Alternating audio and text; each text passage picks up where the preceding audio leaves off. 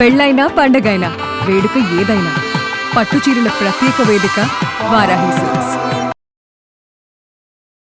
Suman TV ప్రేక్షకులకు నమస్కారం. ప్రస్తుతం మనతో పాటు ఉన్నారు ప్రముఖ జ్యోతిష్యులు బ్రహ్మశ్రీ నందిబట్ల శ్రీహరి శర్మ గురుగారు. వారితో మాట్లాడదాం శని వక్రగతి గురించి.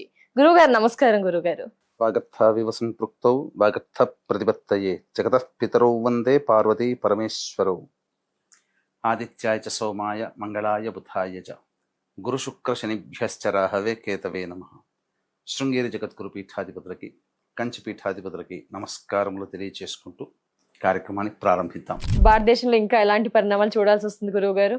ఆల్రెడీ మనకి ప్రొటెస్ట్ నడుస్తుంది, నీట్ ఇలాంటివి జరుగుతున్నాయి, ఇంకా ఏం చోటు చేసుకోబోతున్నాయి? ఇప్పుడు మీకు గమనించుకుంటే ఈ ప్రొటెస్ట్లు అనేటువంటి కూడా గత జూన్ అది ఈ జూలై 22వ తారీఖు నుంచే కదా గురుగారు నీట్. అవును, ఈ యొక్క నిప్పు అణగారిన నిప్పులాగా ఉండి జూలై 22వ తారీఖు నుంచి చాలా ప్రొటెస్ట్లు చాలా ముందుకు వెళ్ళిపోయాయి. అంటే ఇది సహజంగా చాలా మంది వీక్షించేటువంటి మన సుమన్ టీవీ ప్రేక్షకులు తీసిపారేస్తారు, ఇదంతా ఏముందిలే అని చెప్పేసి. కానీ వాస్తవానికి శని వక్రీకరించి జరగబోతున్నాడు జూలై 27వ తారీఖు రోజున. కాబట్టి ఈ సంబంధించినటువంటి పరిణామాలు చోటు చేసుకోబోతున్నాయి. అందుకే దైవత ఆరాధన తప్పనిసరి. దీన్ని దృష్టిలో పెట్టుకునే ఈ యొక్క ఆషాఢ పౌర్ణమి రోజున దేవతా అనుగ్రహం అందరికీ అందించాలనే సదుద్దేశంతో వారాహి నవరాత్రులు ఎంతో మంది చేసుకున్నారు, మధ్యలో ఆపేసిన వాళ్ళు ఉన్నారు. అలాగే చేసుకోలేక ఇబ్బంది పడి చేసుకుంటే అమ్మవారి అనుగ్రహం పొందితే బాగుండును, అలాగే చాలా మందికి సమస్యలు అనేటువంటి ఉంటాయి, ఆ సమస్యలు తీరితే బాగుండును అనుకునే వాళ్ళు కూడా ఉన్నారు. అటువంటి వాళ్ళకి ఈ ఆషాఢ పౌర్ణమి గురు పౌర్ణమి సందర్భంగా మన పీఠమాధ్వర్యంలో రాత్రి 8 గంటలకి అంటే 7:30 వరకు పౌర్ణమి కాబట్టి 7 గంటలకి పౌర్ణమి ఘడియల్లో మనం ప్రారంభం చేస్తాం. వారాహి, ప్రత్యంగిర, బగళాముఖి, రాజశ్యామల, ధూమావతి మరియు శనీశ్వర అఘోర పాశుపత హోమాది కార్యక్రమాలు జరిపించడం జరుగుతుంది. ఈ కార్యక్రమంలో నమోదు చేసుకున్నటువంటి వాళ్ళకి వారాహి మాల కూడా ఇవ్వడం జరుగుతుంది. అవకాశం ఉన్నటువంటి వాళ్ళు స్క్రీన్ పై కనిపిస్తున్న నెంబర్కి కాంటాక్ట్ చేసి గోత్రనామాలు నమోదు చేసుకోవచ్చు. ఎందుకంటే శని వక్రీకరించినటువంటి కారణం చేత శని మీనరాశికి మరియు కుంభరాశి కూడా ప్రభావితం కాబట్టి మొత్తం 12 రాశుల వారికి ఈ ప్రభావం ఉంటుంది. ఎవరి జాతకరీత్యానైతే బలమైనటువంటి సమస్యలు తీరాలని కోరిక ఉంటుందో అటువంటి సమస్యల నివారణకి, శత్రుబాధలు, విద్య, వివాహ, దాంపత్య, అనారోగ్య సమస్యల నివారణకి ఈ హోమాది కార్యక్రమాలు జరిపించడం జరుగుతుంది. కాబట్టి ఎవరైనా కానీ ఈ కార్యక్రమంలో గోత్రనామాలు నమోదు చేసుకోవచ్చు. ఇక గమనించుకున్నట్లయితే మన భారతదేశంలో జరిగేటువంటిది ఇప్పుడు ఈ యొక్క విద్యార్థులు ప్రొటెస్ట్ చేశారు. కానీ ఇది శని వక్రీకరించినటువంటి కారణం చేత జరుగుతున్నటువంటిది. అవునా, ముందే స్టార్ట్ అయిపోయిందా గురుగారు? ప్రభావం ముందే ఉంటుందా మనకి? కదమ్మా, ఇంట్లో కాఫీ చేసినా బిర్యానీ చేసినా ప్రిపరేషన్ లోనే స్మెల్ అవుట్ అవుతుంది. కానీ అన్ని తయారు చేసిన తర్వాత వీళ్ళింట్లో ఇవి ఉన్నాయని తెలియదు కదా వండారని. అలాగే ఇది రావడానికి ముందే ఒక 2 వారాల ముందర మన భారతదేశం కూడా చవి చూసింది. ఎందుకంటే మన భారతదేశానికి స్వాతంత్రం వచ్చిన లగ్నానికి అత్యంత రాజయోగప్రదుడు శని, బాధకుడు కూడా శనే. కానీ అట్టి శని వక్రీకరించి మీనరాశిలో వక్రీకరించినటువంటి కారణం చేత గతంలో ఏంటనంటే భారతదేశం గవర్నమెంట్ ఎలా ఉంటుందనంటే భవిష్యత్తు కార్యాచరణ ఇంతకుముందు చెప్పుకున్న న్యాయ వ్యవస్థకి కారకుడు కాబట్టి న్యాయ వ్యవస్థ సమూలముగా మార్చబడుతుంది. కొత్త చట్టాలు తీసుకుని వస్తాయి. ముఖ్యంగా శని నిష్పక్షపాతానికి కారకుడు కాబట్టి అడ్డదారుల గుండా సంపాదించేటువంటి వ్యక్తులందరూ కూడా బయటపడతారు. ఇప్పుడు అనేక మంది రహస్యంగా దాగిన వాళ్ళ చరిత్రలన్నీ ఇప్పుడు బయటపడతాయి. అలాగే ఇప్పుడు కొత్త చట్టాలు కూడా రాబోతుంది. దీని కారణంగానే ఇప్పుడు మరి గ్రహాల యొక్క సంచారం జరుగుతున్నప్పుడే ఇప్పుడు ఎందుకు రావాలి? ఇప్పుడు అమిత్ షా గారు ఇప్పుడు కొత్తగా FCRA బిల్ అనేది తీసుకొస్తున్నారు. ఇక మొత్తం ఢిల్లీ కేంద్రంగా ప్రతి NGOలకి వచ్చే డబ్బు అక్కడి నుంచే రావాలి, ఒకే బ్యాంకు నుంచి పెడుతున్నారు. మరి ఇంతకు ముందు ఎప్పుడో పెట్టొచ్చు కదా, ఇప్పుడు ఎందుకు అంటే రావలసిన సమయం గ్రహాలు నిర్ణయిస్తాయి. ఎప్పుడు ఏది జరగాలో ప్రపంచవ్యాప్తంతో భారతదేశంలో కూడా గ్రహాలు నిర్ణయిస్తాయి. మన జాతకంలో ఏది జరగాలో కూడా గ్రహాలు నిర్ణయిస్తాయి. కాబట్టి ఇప్పుడు బిల్లు తీసుకొస్తున్నాడు అమిత్ షా.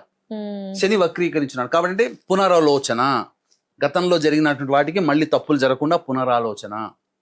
ఇప్పుడు జరిగింది ఈ ప్రొటెస్ట్ కదా, భవిష్యత్తులో ఇంకొకసారి ఎక్కడ కూడా భారతదేశంలో మళ్ళీ ప్రొటెస్ట్ జరగడానికి అవకాశం లేకుండా చట్టాలు వస్తాయి, పునఃసమీక్ష చేసుకుంటారు. ఈ యొక్క సంబంధించినటువంటి ఈ యొక్క ఈ యొక్క Neat ది విద్యార్థులందరూ protest. కూడా చేసే డీప్ స్టేట్ అవన్నీ ఉన్నాయి కదా, అవును గురు. వీటన్నిటికీ శని కారకుడు అక్కడ. ఇక్కడ అనిశ్చితి అనేటువంటిది ఉంటుంది. అంతేకాకుండా మన ఈ సంబంధించినటువంటి నరేంద్ర మోడీ గారి జాతక రీత్యా చూసుకున్న సెప్టెంబర్ 4వ తారీఖు వరకు అతని జాతకంలో బాగోలేదు. సెప్టెంబర్ గురువు గారు. సెప్టెంబర్ 4 అంతవరకు దాన్ని ఒడిసి పట్టుకోగలిగాడా, మోడీ తర్వాత విజృంభిస్తాడు. ఆహా.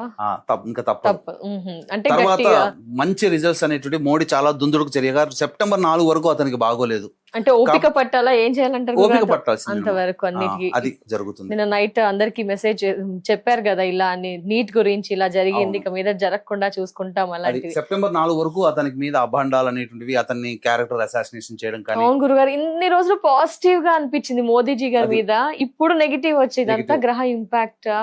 ఇంకా ముందుగా సెప్టెంబర్ 4 వరకు జూన్ కనీసము ఈ యొక్క ఆగస్టు అంటే జూలై 29-30వ తారీఖు వరకు కూడా ప్రభావం ఎక్కువగా ఉంటుంది. తర్వాత మెల్లమెల్లగా తగ్గుతుంది.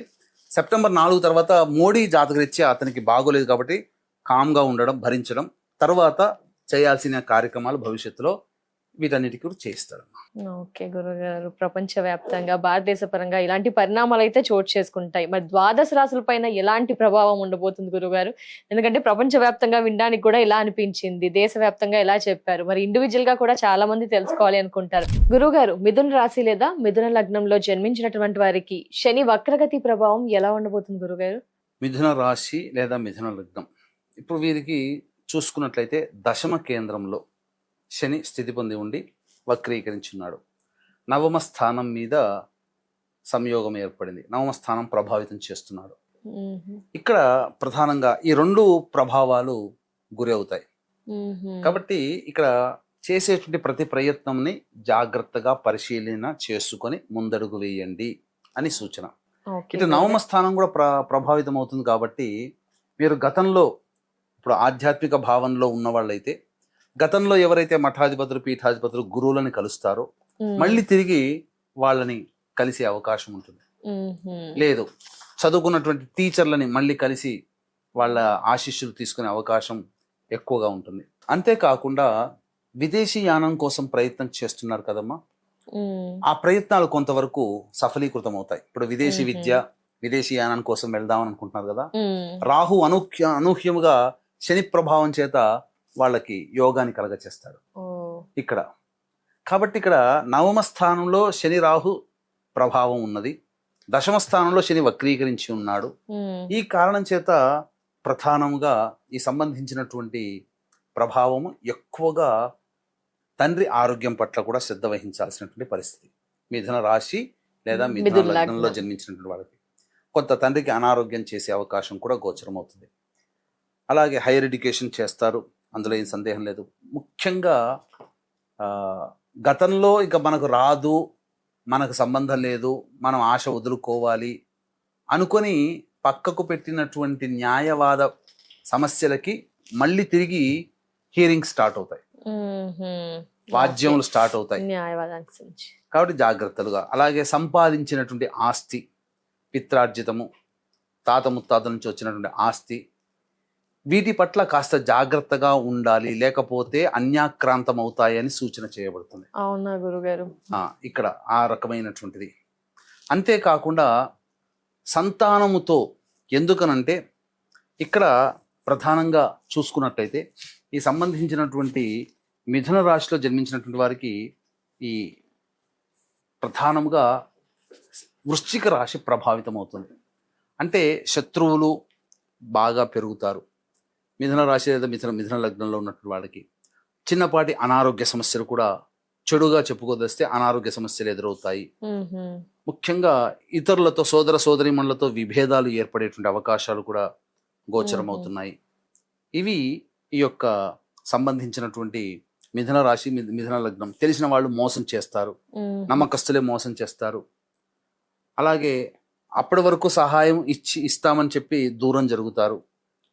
ఇది చెడు జరిగేటువంటి. మంచి జరిగేటువంటి చెప్పుకున్నాం, చెడు జరిగేటువంటిది కొంతమందికి గత జన్మ ప్రభావం చేత ఇలాంటి చెడు జరుగుతాయి.